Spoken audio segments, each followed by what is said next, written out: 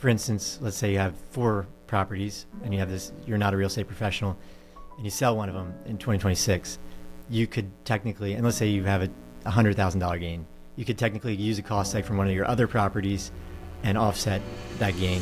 When is it worth doing? Like, let's start with the asset type first. Sure. Like, if I have a $300,000 house or, you know, a multi-million-dollar apartment building, like, let's look at it from that way. When is it worth doing? When may it not be worth doing? Yeah. So I think, residential is a great asset class for cost seg. I think, generally, again, it'll get in that 20 to 30% range.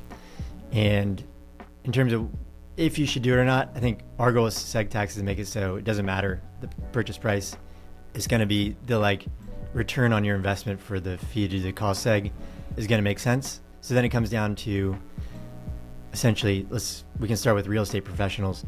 If you're planning on holding that for, more than 3 years, a lot of times it'll make sense to do it. I'd say if you're planning on selling it next year, it doesn't make sense to do the cost seg. Just save the money. But yeah, if you're planning on buying and holding, I think as a real estate professional, it's most times a no-brainer.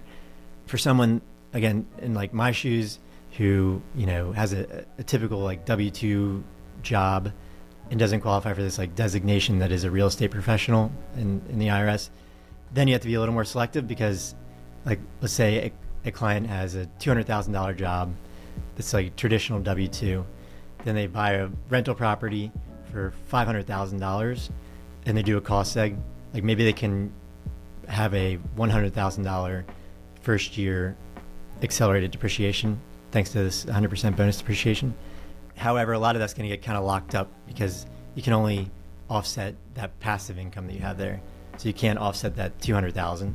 So with those folks, it's more about timing. So for instance, let's say you have 4 properties and you have this, you're not a real estate professional, and you sell one of them in 2026, you could technically, and let's say you have a $100,000 gain, you could technically use a cost seg from one of your other properties and offset that gain. So even though that is it's called a 1231 gain, it's different than selling a Apple stock, for instance. It's a different type of capital gain, and those can offset each other. So Interesting. The gains from a sale of a rental property can be offset by the losses of another property. Yeah, that's interesting. I think I definitely, had I had more knowledge early on in my investing career, I probably could have saved a lot of money because there were certain times where I was moving very quickly in acquiring assets, and then I'd had some other assets and needed to sell those. But these other assets I'm going to hang on to, in theory, forever. You know, I'm just never going to sell them. Yep.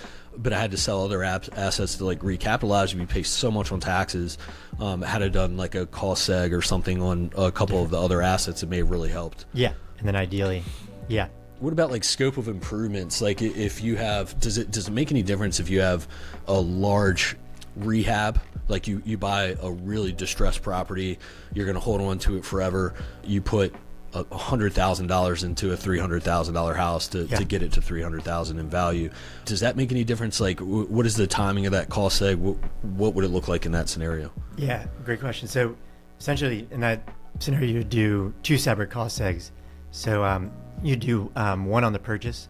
So, what was the example there? You bought it for $300,000? Let's say you bought it without doing the math. Let's just say you bought it really distressed. So you bought it for $100,000, but you have to put $100 into it to make it worth $300. Right. Okay. So you could do a cost seg on the purchase. So even though it's in a terrible, circumstances, there's still assets within it. So you can do that initial one. Your benefit on that's going to be lower. It might be, 10% or something versus 20 or 30. Mm-hmm. But then, you do $100,000, 50 of renovations. You can do a cost seg on that full renovation.